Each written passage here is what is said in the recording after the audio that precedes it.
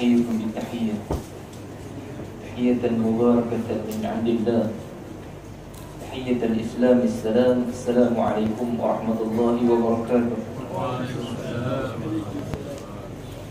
الحمد لله الذي أرسل رسوله بالهدى ودين الحق ليظهره على الدين كله ولو كره الكافرون. أشهد أن لا إله إلا الله وأشهد أن سيدنا محمدا عبده ورسوله. اللهم صل على سيدنا محمد وعلى آل سيدنا محمد. قال رب اشرح لي صدري ويسر لي أمري واحلل عقدة من لساني يفقهوا قولي وبعد.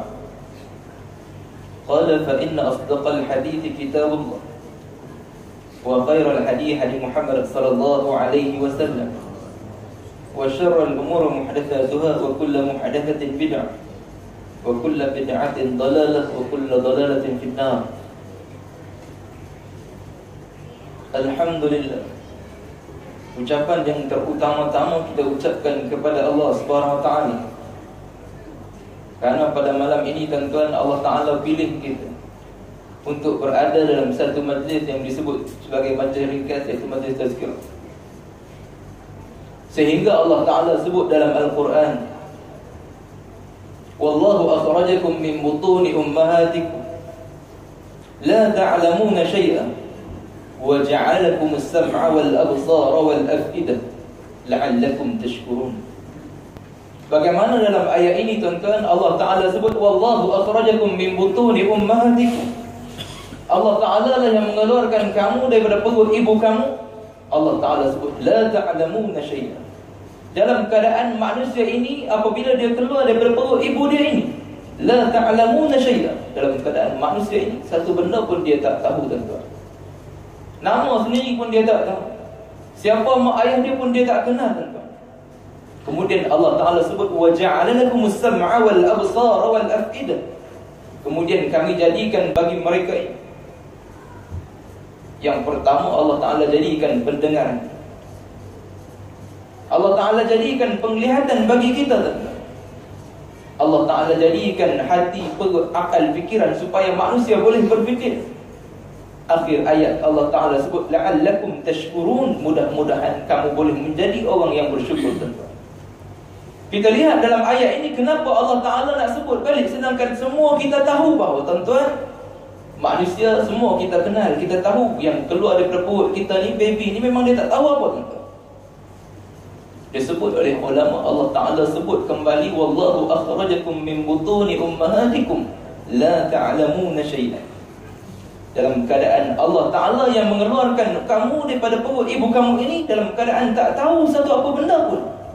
Kerana Allah Ta'ala nak manusia ini supaya dia muhasabah kembali diri dia tuan-tuan. Tunduk pandangan seketika supaya dia muhasabah balik. Kenapa Allah Ta'ala sebut ayat ini dalam Al-Quran? Allah Ta'ala nak balik dia fikir bahawa dalam keadaan dia mula-mula dilahirkan oleh ibu dia dahulu, satu benda pun dia tak tahu tuan-tuan. Kemudian selepas beberapa tahun, kemudian dia sudah dewasa, dia belajar serba sedikit dalam apa yang ada di atas muka bumi ini. Allah Ta'ala sebut la'allakum tashkurun, mudah-mudahan kamu boleh menjadi orang yang bersyukur. Nak cerita kata Allah Ta'ala suruh manusia ini, walau bagaimana kita rasa tinggi, sebagaimana gelaran yang diberi oleh manusia di atas muka bumi ini, tetap dia kena bersyukur kepada Allah Subhanahu Wa Ta'ala. Nak kenangkan kembali walau ke mana dia mula dilahirkan, satu benda pun dia tak tahu. Kemudian Allah Ta'ala bagi dia ilmu, lalu hendaklah dia ini di kalangan orang-orang yang bersyukur. Disebut oleh ulama bagaimana digariskan golongan, dikatakan orang yang bersyukur ini. Allah Ta'ala bagi kita contoh tempat tinggal yang sempurna, tempat tinggal yang selesa. Tapi kita muhasabah kembali tuan-tuan, pernah tak dalam rumah kita ini selalu tak kita baca Al-Quran dalam rumah kita? Selalu tak kita baca sembahyang, mendirikan sembahyang sunat dalam rumah kita? Adakah kita menegur kalau anak perempuan kita keluar daripada rumah tanpa menutup aurat, anak isteri kita tanpa menutup aurat keluar daripada rumah? Sebab apa Nabi sebut dalam satu hadis, la taj'alu buyutakum qubur, jangan kamu jadikan rumah kamu ini seperti kubur. Sebab apa? Rumah seperti kebun ni sangat sunyi, tuan-tuan. Disebut lagi bagaimana kita lihat Allah Ta'ala bagi kita keselesaan dalam, Allah Ta'ala bagi kenderaan kepada kita, tuan-tuan. Allah Ta'ala bagi nikmat kenderaan. Kita muhasabah kembali, pernah tak? Adakah kita ini menggunakan nikmat yang Allah Ta'ala beri, kita gunakan kepada melakukan ketaatan ataupun sebaliknya, tuan-tuan? Allah Ta'ala bagi kita motosikal, Allah Ta'ala bagi kita kereta. Adakah kita bawa nikmat yang Allah Ta'ala beri ini, kita bawa ke masjid, kita pergi ke masjid, ke surau, pergi ke majlis ilmu, tuan-tuan? Ataupun sebaliknya, kita pergi ke tempat-tempat yang maksiat, maka inilah dikatakan golongan yang tidak mensyukuri nikmat Allah SWT, tuan-tuan. Dia guna nikmat Allah tapi guna ke arah tidak melakukan kemaksiatan kepada Allah. Sehingga Allah Ta'ala sebut dalam satu ayat, wa qalilun min ibadiy asy-syakur, dan amatlah sedikit dari kalangan hamba-Ku ini yang bersyukur, tuan-tuan. Ini Allah Ta'ala sebut di kalangan ramai umat dia ini, Allah Ta'ala sebut memang sedikit sahaja daripada umat dia yang bersyukur, tuan-tuan. Kita lihat dalam satu hadis Nabi SAW, bagaimana Nabi sebut dalam satu hadis yang masyhur. Nabi sebut, bada'al islamu ghariban wa sayaudu ghariban kama bada', fatuba lil ghuraba. Bagaimana dalam hadis ini Nabi sebut bermulanya Islam itu dalam keadaan pelik, dalam keadaan dagang, tuan-tuan. Wa sayaudu ghariban kama bada', dan akhir zaman nanti Islam ini akan kembali dilihat seperti nampak pelik juga, tuan-tuan, seperti mana dia mula dahulu. Nabi sebut dalam akhir hadis ini, fatuba lil ghuraba, maka berbahagialah bagi orang-orang yang pelik ini, tuan-tuan. Kita lihat dalam hadis ini kenapa Nabi sebut bada'al islamu ghariban. Bermulanya Islam itu dalam keadaan dagang, bermulanya Islam itu dalam keadaan pelik. Kita lihat zaman ketika mana mula-mula diutuskan Nabi SAW kepada penduduk Mekah pada ketika itu. Ketika itu Quraisy Mekah ini, mereka ini menyembah batu berhala, tuan-tuan. Mereka pada ketika itu begitu menghina kaum wanita, sehingga disebut dalam riwayat, orang Arab jahiliah pada ketika itu, kalau dia dapat anak perempuan, dia rasa malu, tuan-tuan. Dia bawa anak dia ni pergi jauh-jauh di tengah-tengah padang pasir. Kalau boleh dia bunuh ataupun dia tanam hidup-hidup, tuan-tuan. Ini lalu datangnya Nabi SAW membersihkan akidah pegangan kaum musyrikin pada ketika itu daripada menyembah berhala kepada menyembah Allah Ta'ala yang menjadikan manusia sekalian alam. Lalu Islam ini dilihat sebagai satu agama yang pelik. Nabi sebut wasayaudu ghariban kama bada, maka Islam ini akan kembali menjadi pelik seperti mana dia mula dahulu. Kita lihat pada hari ini, kalau kita contoh, kita pakai kopiah, kita pakai jubah, kita pergi naik LRT, kita jalan di jalan tak, contoh, orang tengok atas bawah, atas bawah. Ini lepas ini baru balik haji ke baru balik umrah? Tuan-tuan, ini Islam dilihat sebagai satu benda yang pelik. Kita lihat mungkin kita kata ini pakaian orang Arab, bukan pakaian orang Melayu, jadi mungkin orang tengok dia pelik. Kita lihat dari sudut syariat. Bagaimana pada hari ini, tuan-tuan? Kita tengok dalam bab munakah, dalam bab pernikahan, orang menerima pakai Islam itu sebagai satu agama yang baik. Orang tengok dalam bab pernikahan ini, apabila berkahwin seorang lelaki dan perempuan, kalau berpisah pun masih lagi suami kena jaga bekas isteri dia, selagi mana tak ada orang jaga isteri dia. Anak dia masih lagi dalam tanggungan dia. Orang lihat, maka Islam ini satu agama yang baik. Tapi tuan-tuan, yang berlaku dalam masyarakat kita malam nak kenduri tu, berkaraoke pukul 2-3 pagi, bercampur anak muda, lelaki, perempuan. Apabila ada seorang malabat, dia kata apa, imam ni ketinggalan zaman, orang nak berseronok sekali-sekala, bukan takkan tak boleh. Islam tidak pernah melarang kita untuk berseronok, bergembira, tapi berseronok biarlah ada batas dia, tuan. Sebab apa? Manusia ini apabila dia terlalu berseronok tanpa mengikut apa yang dilandaskan oleh Nabi SAW, maka akan tunggulah kehancuran satu tamadun manusia itu sendiri. Kita lihat dalam bab muamalah, dalam bab perbankan, dalam bab muamalah, contoh dalam bab jual beli. Hari ini orang tengok tuan-tuan, kita lihat dalam bank di Malaysia, bank ada bank Islami pada perbankan Islam diterima pakai oleh masyarakat umum. Ada CIMB Islamik dan bagai-bagai lagi, ada bank Islam dia tuan-tuan, perbankan Islam. Orang tengok boleh diguna pakai, orang atas tak boleh nak tindas orang bawah, tak ada penipuan dalam perbankan Islam. Tapi apabila Allah Ta'ala menurunkan satu hukum untuk menjaga manusia daripada melakukan kerosakan, daripada merosakkan satu bangsa, satu tamadun itu, lalu sebahagian manusia tuan-tuan, bukan hanya dia berani mendongakkan kepala menyatakan ketidaksetujuan dia, tapi ada segelintir manusia sudah berani secara terang-terangan melawan dengan apa yang diturunkan oleh Allah Subhanahu Wa Taala melalui Nabi sallallahu alaihi wasallam, satu hukum untuk menjaga peradaban manusia daripada melakukan kerosakan di atas muka bumi ini tuan-tuan. Kita muhasabah diri kita. Kita mengaku sehari semalam 5 kali tuan-tuan. Dalam sembahyang kita sebut inna salati wa nusuki wa mahyaya wa mamati lillahi rabbil alamin. Kita mengaku seluruh kehidupan kita hanya untuk Islam, hanya untuk Allah, Tuhan yang menjadikan sekalian alam. Tapi apabila Allah Ta'ala turunkan satu hukum, maka kita kata hukum ini sudah tidak relevan, sudah tidak masuk akal lagi tuan-tuan. Kita muhasabah balik diri kita. Allah Ta'ala sebut dalam Al-Quran, Allah Ta'ala menyeru kepada orang beriman tuan-tuan. Bagaimana Allah Ta'ala sebut, ya ayyuhalladzina amanu dukhulu fis silmi kaffah. Wahai orang-orang yang beriman. Allah Ta'ala tak seru kepada manusia. Dalam ayat ini diseru jelas kepada orang beriman sahaja. Orang munafik tak termasuk dalam ayat ini tuan-tuan.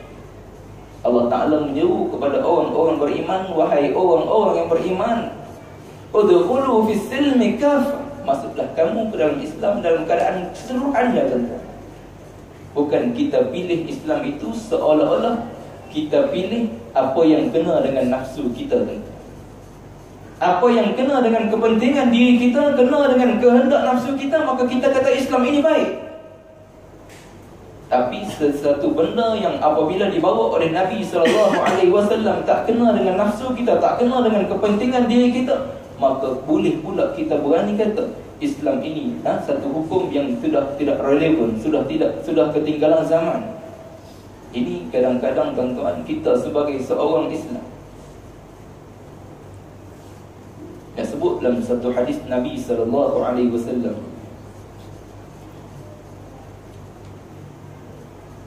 hadis ini tuan-tuan sebagai muhasabah diri kita. Bagaimana hadis an Abi Hurairah radhiyallahu anhu, anna an-nabiy sallallahu alaihi wasallam dakhala masjid, fadakhala rajulun fasalli, ثم جاء فسلم إلى النبي فسلم على النبي صلى الله عليه وسلم، فرد النبي صلى الله عليه وسلم عليه السلام، فقال ارجع فصلي فإنك لم تصلي، فصلى ثم جاء فسلم إلى النبي صلى الله عليه وسلم فقال ارجع فصلي فإنك لم تصلي 3. قال والذي بعثك بالحق نبيا فما أحسن غيره فعلمني. قال إذا قمت إلى الصلاة فكبر، ثم اقرأ ما تيسر معك من القرآن، ثم اركع حتى تطمئن راكعا، ثم اركع حتى تعتدل قائما، ثم اسجد حتى تطمئن ساجدا، ثم ارفع حتى تطمئن جالسا، ثم اسجد حتى تطمئن جالسا، ثم افعل ذلك في صلاتك كلها. Hadis yang agak panjang tu.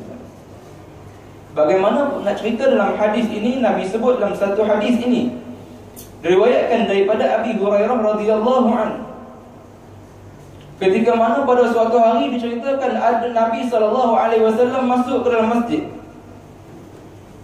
Fadakhala rajulun fasalli, kemudian masuk pula seorang lelaki dan dia sembahyang. Selesai lelaki ini sembahyang, tuan-tuan. Dalam hadis ini Abi Hurairah cerita balik. Selesai Nabi sembahyang, selesai lelaki ini sembahyang, dia tengok ada Rasulullah ada di situ pada ketika itu. Lalu dia pergi memberi salam kepada Nabi SAW. Nabi jawab salam dia dan Nabi sebut, irji' fasalli fa innaka lam tusalli. Apabila lelaki ini dia selesai sembahyang, dia tengok Nabi ada di situ, dia pergi bagi salam kepada Nabi. Nabi kata, kau pergi sembahyang kembali, sungguhnya kamu belum bersembahyang. Kemudian lelaki ini dia pergi ulang sembahyang dia. Kemudian dia datang lagi kepada Nabi SAW. Apabila dia datang kepada Nabi, dia bagi salam kepada Nabi, Nabi jawab salam, kemudian Nabi sebut, irji' fasalli fa innaka lam tusalli. Kamu pergi sembahyang kembali, sungguhnya kamu belum bersembahyang. Dia sebut dalam hadis, diceritakan tentang sehingga 3 kali lelaki ini ulang sembahyang dia. Selepas dia sembahyang 3 kali, Nabi suruh pergi sembahyang lagi. Jadi pada waktu itu dah 3 kali sembahyang, baru dia perasan. Disebut dalam hadis, wallazi ba'atsaka bil haqqi nabiyya, demi Tuhan yang mengutuskan dengan kebenaran seorang nabi.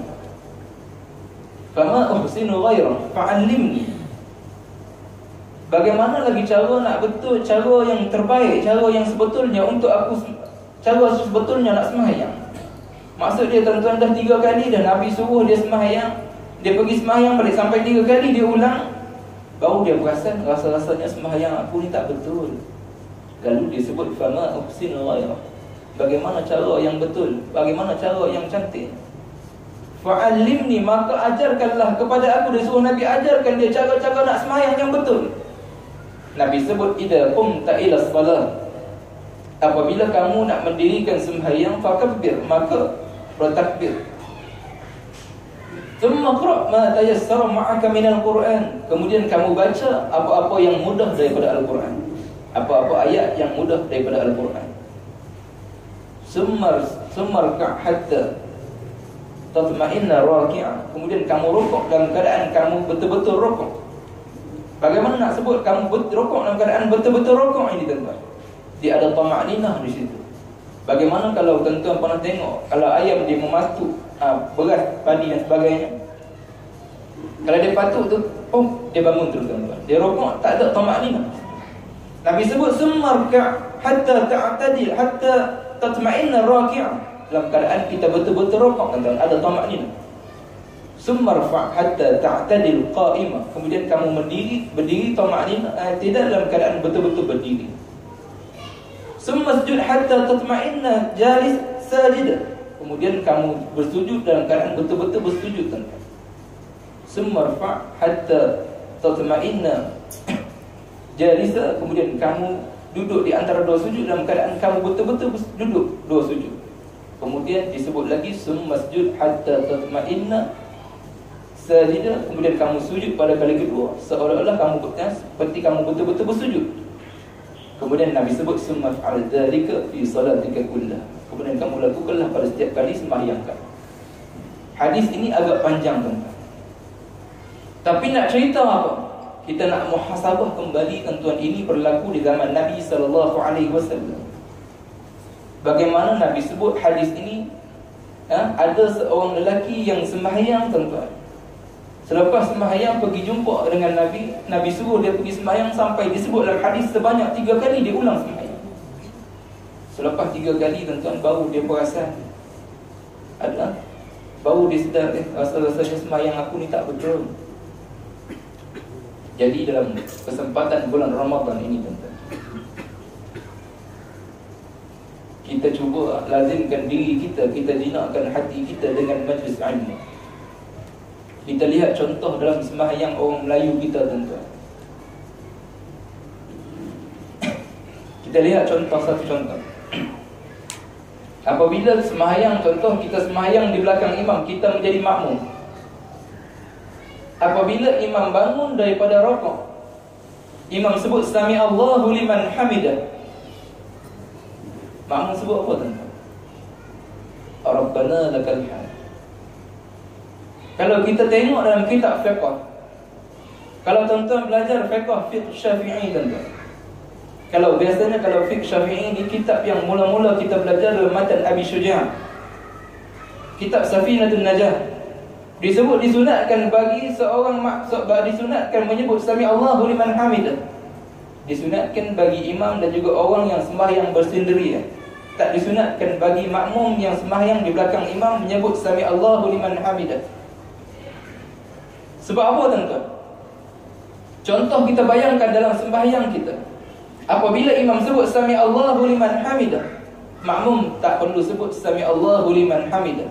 Makmum kena sebut Rabbana lakal hamd. Sebab apa? Kalau kita tengok tuan-tuan, kalau saya duduk di negara Arab, contoh di luar pada Malaysia, kalau kita faham bahasa Arab, tak akan berlaku masalah ini tuan-tuan.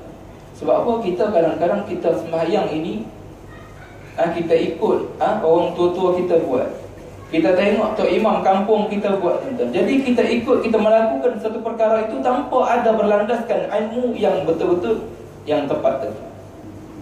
Sebab apa? Apabila imam sebut sami Allahu liman hamidah, Allah Ta'ala mendengar bagi siapa yang memuji dia. Imam anjurkan supaya kita memuji Allah. Lalu bagi sebagai seorang makmum, kita kena sambut Rabbana lakal hamd, wahai Tuhan kami, bagi engkau segala kepujian. Sehingga disebut dalam satu hadis, apabila Nabi SAW bangun daripada rukuk, Nabi sebut sami Allahu liman hamidah, sahabat sambung Rabbana lakal hamd. Kemudian ada seorang sahabat dia tambah tuan-tuan, disebut hamdan kathiran tayyiban mubarakan fihi. Lalu selesai sembahyang, Nabi bangun dan Nabi tanya siapa tadi yang sambung hamdan kathiran tayyiban mubarakan fihi. Sahabat ni tuan-tuan, dia takut. Jadi Nabi tanya lagi, lalu sahabat, saya ya Rasulullah. Dia mengaku. Kemudian Nabi sebut, sungguhnya aku melihat para malaikat ni bergebu-gebu untuk mencatat pahala amalan kebaikan tuan-tuan. Nak cerita kata ini di antara kelebihan dan juga kadang-kadang orang kita sebahagian, bukan di surau ni tuan-tuan. Surau ni mungkin alhamdulillah, kebanyakan orang Melayu kita, lepas imam bangun, dia ingat apabila kita menjadi seorang makmum, kita perlu ikut semua apa sahaja yang imam lakukan, tanpa kita belajar tuan-tuan. Sedangkan kita melakukan satu kesalahan dalam sembahyang. Apabila imam sebut Rabbana sami Allahu liman hamidah, kita tak perlu ulang lagi sami Allahu liman hamidah. Sebab apa? Bila imam dah bangun, apabila imam rukuk, kita tak sempat nak sebut Rabbana lakal hamd hamdan katsiran tayyiban mubarakan fihi, kita tak sampai, ataupun kita tak jadi tergopoh-gopoh tuan-tuan. Sebab apa? Dari segi konsep kita lakukan tu pun memang dah nampak kesalahan di situ tuan-tuan. Satu lagi contoh, kita lihat dalam keempat-empat mazhab. Dalam mazhab Imam Abu Hanifah, dalam mazhab Imam Malik bin Anas, dalam mazhab Imam Syafi'i, dalam mazhab Imam Ahmad bin Hanbal, di antara perkara-perkara yang sunat dalam sembahyang, tapi ini perkara yang sunat dilakukan selepas sembahyang. Kita cuba lihat masyarakat Melayu kita pada hari ini. Selesai sembahyang, kebiasaannya kita buat apa tuan-tuan? Kita sapu muka selepas sembahyang. Selepas sembahyang kita sapu muka. Dikatakan tuan-tuan, kalau kita cuba cek dalam kitab-kitab fiqh, memang tak ada sunat kita sapu muka selepas sembahyang. Sebab itu kita dah habis dah sembahyang tuan-tuan. Sebagian orang kata memang tak salah Ustaz, sapu muka selepas sembahyang. Ya betul, tak salah kita nak sapu muka, nak sapu tangan, nak sapu tempat lain pun tak ada masalah tuan-tuan, selepas sembahyang. Tapi sebahagian kita, apabila perkara ini kita tidak belajar dengan guru kita, tanpa berpandukan ilmu yang tepat, kadang-kadang ada 2-3 orang pelajar, budak-budak pelajar daripada Timur Tengah balik jadi imam. Selesai sembahyang, dia tak sapu muka selepas sembahyang. Kemudian ada pula orang tegur, bisik dengan kawan dia, rasa-rasa ustaz ni wahabi ke sana. Sebab apa? Kadang-kadang ada pula pergi tegur, ustaz kenapa tak sapu muka selepas sembahyang tadi? Ini yang salahnya tuan-tuan. Kita nak sapu muka tak ada masalah. Tapi yang kita, kalau kita i'tiqad, kita berpegang dalam, kalau kita kata perkara ini disunatkan dalam sembahyang, maka itu perkara yang salah. Kita nak sapu muka selepas sembahyang tak ada masalah. Tapi perkara itu adalah harus, tak disunatkan dalam sembahyang. Tapi ada pula sampai yang tegur orang, ini bermasalah bagi kita tentu. Ini sebagai muhasabah diri kita. Bukan apa, kita nak tengok di bulan Ramadan ini supaya kita cuba jinak-jinakkan hati kita dengan majlis ilmu. Alhamdulillah surau ni tuan-tuan, saya rasa tadi rasanya selepas tazkirah, selepas habis tarawih, habis witir, ada beberapa orang yang saya tinggal. Sebab semalam saya pergi sembahyang di Masjid Ongkodip di Ampang. Tazkirah selepas witir, daripada penuh masjid tuan-tuan, ada beberapa orang jadi yang nak dengar majlis ilmu. Tapi alhamdulillah surau ni alhamdulillah ramai orang yang duduk nak mendengar majlis ilmu. Kita lihat sikit dalam, ada berapa minit ke? Sikit ya? Ada berapa minit?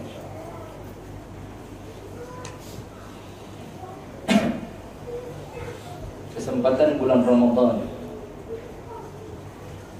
kita nak sentuh dalam satu perkara tuan-tuan. Dalam satu hadis Nabi SAW, Nabi sebut hadis ini sebagai peringatan bersama. Bagaimana dalam satu hadis Nabi sebut, mazal Jibril yusini bil jam hatta zanantu annahu sayuwarrisuna. Nabi sebut dalam hadis ini, sentiasalah Jibril ini, yang mana Jibril ini guru kepada Nabi SAW. Dan Nabi sebut dalam hadis ini, sentiasa, selalu sangat Jibril ini berpesan kepada aku supaya berbuat baik kepada jiran. Mazal Jibril yusini bil jar. Nabi sebut sentiasa, selalu sangat Jibril ini berpesan kepada aku supaya berbuat baik kepada jiran. Hatta Nabi sebut dalam hadis, hatta zanantu annahu sayuwarrisuna. Nabi sebut dalam hadis, sehingga aku rasa, sebab selalu sangat Jibril ini ulang kepada aku, selalu sangat berpesan kepada aku supaya berbuat baik kepada jiran. Hatta zanantu annahu sayuwarrisuna, sehingga aku rasa seolah-olah aku sangka bahawa jiran ini boleh mewarisi harta pusaka. Nak cerita kata bagaimana Jibril ini sentiasa menasihati Nabi SAW. Kemudian Nabi berpesan kepada umat dia. Nabi sebut, Nabi buat perumpamaan. Nak cerita kata tuan-tuan, kalau Nabi sangka, sebab selalu sangat Jibril ini menasihati Nabi supaya berbuat baik kepada jiran, sehingga Nabi rasa seolah-olah jiran ini boleh mewarisi harta pusaka. Nak cerita kata, kalau orang ni, ahli keluarga yang terdekat ini tuan-tuan, yang betul-betul mewarisi harta pusaka, anak kandung kita sendiri tuan-tuan. Anak tiri tak boleh mewarisi harta pusaka, anak susu tak boleh mewarisi harta pusaka tuan-tuan. Ini nak cerita kata dalam hadis Nabi sebut, sehingga aku rasa seolah-olah jiran ini boleh mewarisi harta pusaka. Jadi kesempatan bulan Ramadan, kalau kita ada masalah dengan kawan kita, kita ada masalah dengan ahli keluarga kita, kita ada masalah dengan jiran belah kanan rumah kita, kita ada masalah dengan jiran depan rumah kita tuan-tuan, kita gunakan kesempatan Ramadan, yang mana bulan Ramadan ini sebagai bulan rahmat. Dalam bulan Ramadan ini semua umat Islam berpuasa. Malam kita bertarawih. Jadi bulan lain kita rasa kalau kita minta maaf kat dia, memang dia tak akan maafkan. Tapi kita gunakan kesempatan bulan Ramadan ini, walaupun kita rasa bukan salah saya, tapi memang salah dia, tapi kita cuba rendahkan diri kita tuan-tuan. Kita minta maaf dengan dia, kemudian kita minta maaf dengan dia. Jadi kita gunakan kesempatan bulan Ramadan untuk kita mengutip segala kebaikan, kita perbetulkan segala kesalahan yang ada. Jadi apabila kita keluar pada hari yang disebut sebagai Aidul Fitr, hari perayaan, kita menyambut perayaan kembali kepada fitrah, yang mana manusia ini, dia ini asalnya fitrah manusia ini seperti seolah-olah seorang bayi yang baru dilahirkan. Lalu jadilah kita menyambut bulan bulan Ramadan ini kita keluar daripada bulan Ramadan, kita menjadi seolah-olah seorang bayi yang baru dilahirkan. Jadi dua pun sana nampak meriah, jadi kita rasa dia minta dia pun dia kata loceng dah bunyi lah ustaz, boleh berhenti kot. Jadi kita rasa setakat itulah tuan-tuan, sebagai kesempatan kita di bulan Ramadan. Dalam hadis yang pertama tadi, daripada ayat yang Allah Ta'ala seru supaya manusia ini kembali ingat akan peristiwa kejadian ketika mula-mula kita dijadikan oleh Allah SWT. Mula-mula kita keluar daripada perut ibu kita, supaya kita ini rasa sedikit perasaan tawaduk, kita rasa rendah diri tuan-tuan. Dan kalau kita mula-mula kita keluar dalam keadaan tak tahu satu apa pun, lalu kemudian kita belajar sedikit apa yang ada di atas muka bumi ini, lalu apabila manusia itu sudah dewasa, Allah Ta'ala menyarankan kepada kita la'allakum tashkurun, mudah-mudahan manusia ini boleh menjadi orang-orang yang bersyukur. Dan bersyukur dalam arti kata bukan kita bukan kita tak menggunakan nikmat yang Allah Ta'ala beri, bukan kata seorang tak menggunakan nikmat Allah Ta'ala beri. Bersyukur ini kita guna nikmat Allah Ta'ala beri tuan-tuan, tapi menggunakan ke arah kebaikan dalam melakukan ketaatan kepada Allah Subhanahu Ta'ala. Seorang yang tak bersyukur bukan kata Allah Ta'ala bagi nikmat dia tak guna tuan-tuan. Dia menggunakan nikmat yang Allah Ta'ala beri. Dia gunakan segala kemewahan yang Allah Ta'ala beri, tapi dia gunakan dalam keadaan melakukan perkara yang dilarang oleh Allah Subhanahu Ta'ala. Dia melakukan perkara dalam melakukan kemaksiatan kepada Allah Subhanahu Ta'ala, maka ini disebut sebagai seorang manusia yang tidak bersyukur tuan-tuan. Mudah-mudahan kita tidak tergolong dalam golongan yang mana Allah Ta'ala sebut wa qalilun min ibadiyasy syakur, dan amatlah sedikit daripada kalangan hamba-Ku ini yang bersyukur tuan-tuan. Jadi jadilah kita ini di antara golongan yang sedikit ini tuan-tuan. Mudah-mudahan kita bertemu di hadapan Allah Subhanahu Ta'ala di kalangan orang-orang yang disebut orang yang berjaya ini tuan-tuan. Jadi masa dibagi dapat ada lagi 3 minit insya-Allah. Kita nak tengok balik muhasabah diri. Kita di bulan Ramadan ini tuan-tuan, kita muhasabah diri. Kita baca Al-Quran, kita bertadarus selepas habis. Ada tadarus ini tuan-tuan? Ada. Kita cek balik. Kenapa saya sebut? Kita cek balik dalam Al-Quran. Kata guru saya tuan-tuan, apabila seorang ini dia mengerti ataupun dia faham ataupun dia sedar bahawa dia ini seorang manusia, cuba dia tengok dalam Al-Quran, dia beret balik dalam Al-Quran surah yang terdapat dalam Al-Quran di belakang tuan-tuan. Bagaimana dalam Al-Quran diceritakan ada 2 golongan manusia. Yang pertama Allah Ta'ala sebut dalam surah-surah Al-Quran ini, yang pertama golongan manusia Allah Ta'ala sebut dalam surah Al-Kafirun. Allah Ta'ala cerita qul ya ayyuhal kafirun la a'budu ma ta'budun ila akhir ayat. Allah Ta'ala cerita perihal satu persatu pasal orang kafir ini tuan-tuan. Golongan yang pertama. Kemudian kita kata alhamdulillah saya ini bukan daripada golongan ini. Kemudian disebut pula dalam golongan yang kedua. Kita kata kalau orang kafir mesti orang Islam.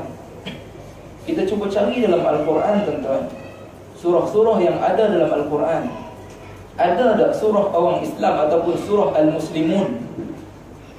Kita tak akan jumpa tuan-tuan. Sebab kata guru saya, apabila kita ini mengaku sebagai seorang yang beriman kepada Allah Subhanahu Ta'ala, kita mengaku seorang Islam, maka Islam itu mesti terbahagi kepada 2 tuan-tuan.